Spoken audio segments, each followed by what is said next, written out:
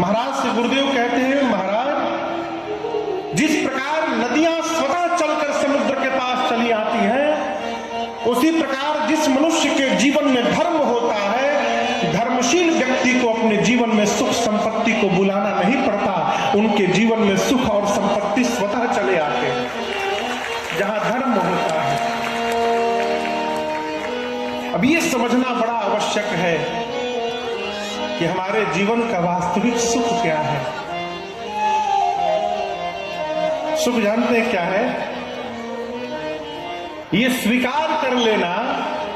आज कौन सा दिन है? वो रविवार है। तारीख 28 जनवरी। ये स्वीकार कर लेना कि आज 28 जनवरी रविवार है। आज जो प्राप्त हुआ है ये हमारे आज के लिए पर्याप्त हो गया है। ये स्वीकार कर लेना सुख है। देखिए, हमारे, क्षमा करिएगा, हमारे दुख का सबसे बड़ा कारण मैं आपको बताऊं राकेश बाबू, दुख का सबसे बड़ा कारण है जो मिला हुआ है हम उसको देख नहीं पा रहे हैं, और जो मिल नहीं सकता उसकी कल्पना में लगे हुए हैं। ये दुख का कारण है। हमारे पूज्य महाराज श्री कहते हैं बार बार, राजन प्रसन्न रहना चाहते हो तो एक काम करना, यदि आप जीवन में प्रसन्न रहना चाहते हैं तो इसकी सूची कदापि न बनाइए कि भगवान ने आपको क्या क्या नहीं दिया है। प्रसन्न रहना चाहते हैं तो इसकी सूची बनाइए कि भगवान ने हमको क्या क्या दे दिया है। आप कभी दुखी नहीं होंगे। स्वीकार करिए, बहुत मिला,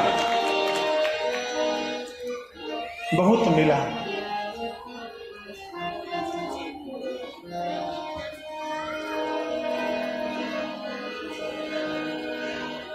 चक्रवर्ती जी से महाराज से गुरुदेव ने कहा, महाराज जैसे आप हैं वैसे आपकी देवी कौशल्या है।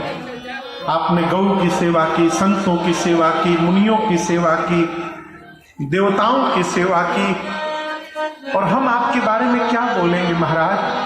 जिसके घर के आंगन में साक्षात ब्रह्म बालक बनकर के खेल रहा हो, उस महाराज से अधिक पुण्यशाली संसार में दूसरा कौन हो सकता है? राजन राम सरिस सूत जागे,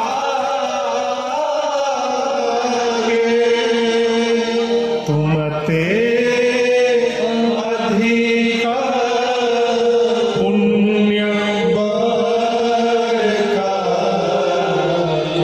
तुमते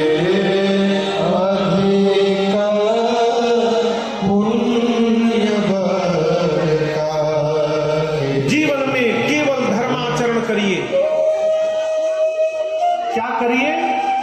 धर्म विरति जोगते ज्ञान ज्ञान मोक्ष प्रद वेद बखाना। कई लोग वैराग्य के बारे में सोचते हैं, सोचो तनी महाराज वैराग्य ले ली। वैराग्य न लीजिए, धर्माचरण करिए। जीवन में धर्माचरण होगा तो ये धर्माचरण ही अंत में आपको विरक्त भाव में उपस्थित करा देगा। केवल धर्माचरण करिए। याद रखिए, धर्म के लिए यदि सर्वस्व छूट जाए तो छोड़ दीजिए। प्रमाण है तजो पिता प्रहलाद, प्रहलाद ने धर्म के लिए पिता को छोड़ दिया।